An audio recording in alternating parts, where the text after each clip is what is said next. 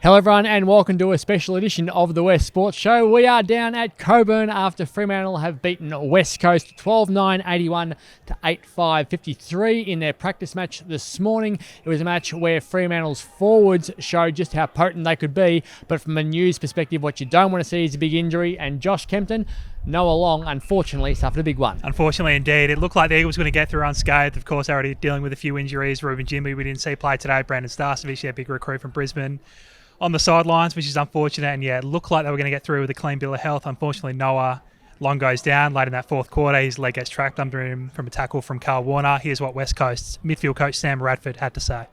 Yeah, look, it didn't look great for Noah.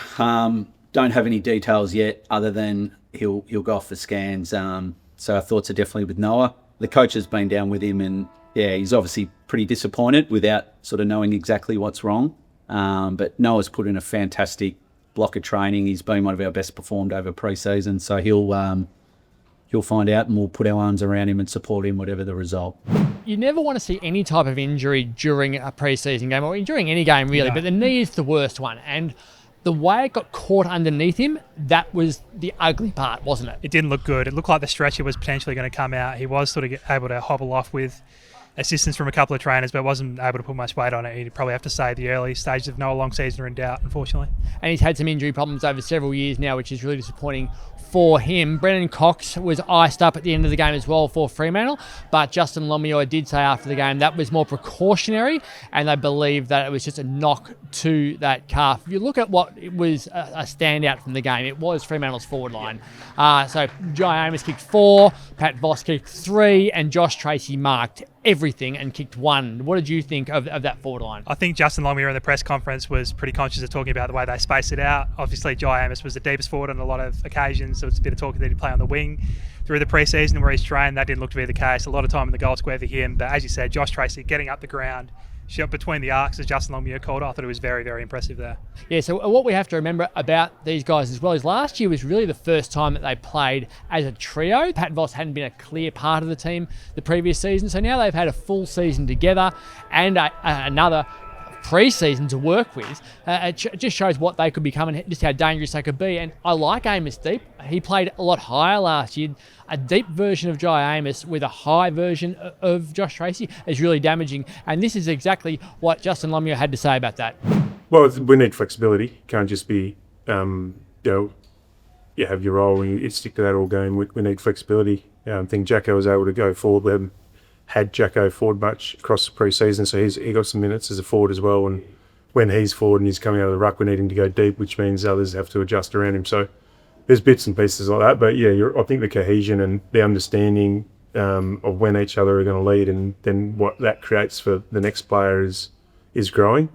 The direction that they're giving the midfielders is growing as well in terms of how they want the ball kicked to them, which we saw out there today. It is a bit of JT's way. He had a period last year where he didn't get the scoreboard for a month or so, but he was one of the better players because of what he can do up the ground. And those contest wings between the arcs are just as critical as kicking goals sometimes. Now, if we think about the ones that West Coast fans want to know about, it is their draftees. We saw Willem Dursby kick a goal. Talk us through some of the other guys. It was a very impressive goal, first goal of the day with the wind at his back, just from out in front of us. Cod from beyond the 50-metre arc. He launched home and gave it a good celebration as well with his new housemate, Harley Reid, of course, the fellow #1 draft pick. And then, yeah, he was very good on the wing all day, ran up and down hard, did some nice things, achieved the pretty rare feat of evading an Andrew Brayshaw tackle at one point, which not many more experienced players than him were able to do, so he was very good. Cooper Duff-Tightler just can do things that someone of his size shouldn't really be able to do. He laced out Elliot Yeo pretty early with a pass inside 50, kicked a nice goal himself using the breeze in that first quarter, and yeah, he just does things that are pretty rare from a guy of his size. A little bit of ruck work, but it looks like he'll be a forward through the early stages of his career. You talk about goals. Tom McCarthy kicked one from 80 metres out. There was an absolute howling breeze to the left hand, and 15 goals of the 20 goals for the day were kicked to that end. And yeah, Tom McCarthy was 5 metres to his attacking side of the centre circle, kicked it, and it just kept on rolling and rolling. Elliot Yeo was the interesting one.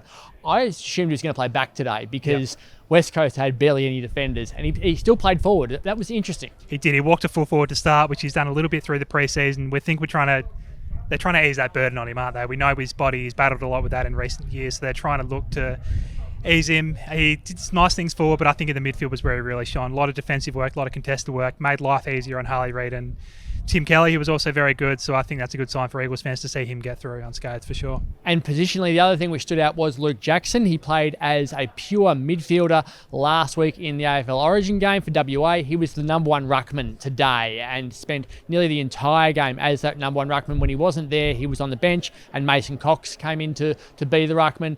He's dynamic, Luke Jackson, in everything he does, isn't he? He is. On ball, he was very, very good. Another selection thing I want to talk to you about, Luke Ryan.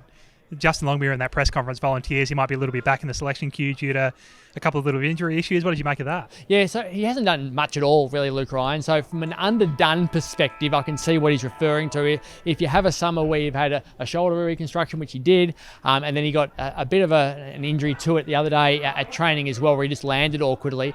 He's not as fit as the other blokes. He hasn't done as much training as the other blokes. So if you're going to genuinely reward form and genuinely reward a pre-season, you can't then go and give a game to someone who hasn't been able to be on the track. And Fremantle have so much depth at the moment. They've got the luxury of saying, sorry, Luke Ryan, you can run around at the moment while we're doing this. He's in the twos at the moment.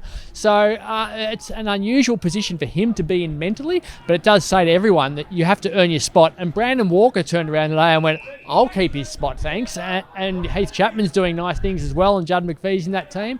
So it's going to be work now for Luke Ryan to prove that he is ready for round one. You touched on Brandon Walker. He was very impressive in that real rebounder role. We've seen him lock down on small forwards and have some wins, but also have a couple of tough days as well. So to see him in that new role as a rebounding defender, another real positive for Dockers supporters out Yeah, obviously an injury last season, which cost him pretty much his entire year. Can play lockdown, can play rebounding. I love what he did last week on the wing, and he was really damaging again today running for that midfield. But the big thing of not being in the midfield was Murphy Reid.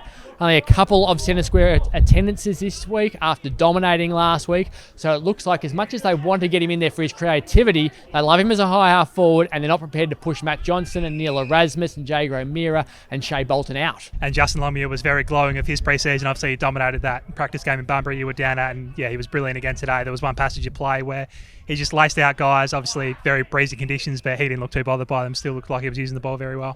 If you're a Matildas fan, you're not going to want to miss out on this. The AFC Women's Asian Cup Australia 2026 kicks off right here in Perth when the Matildas take on the Philippines on Sunday, March 1. Take your family from $95 for 2 adults and 2 kids. See 12 of the best women's football teams from Asia compete as Perth plays host to 10 games, including Asia's top-seeded team, Japan. Plus, see the top talent from India, Vietnam, Chinese Taipei, Bangladesh and Uzbekistan. Get your tickets to Dream now at Ticketmaster. The West Australian is also giving away the ultimate VIP experience, including a meet and greet with selected Matildas players, a special jersey presentation and professional photo opportunity, and a double pass to attend 10 AFC Women's Asian Cup matches in Perth. All you need to do is find the unique daily code word inside the West Australian and Sunday Times between Wednesday the 18th and Monday the 23rd of February, and enter your code word along with your details at thewest.com.au/Matildas. We'll include that link in this episode's description.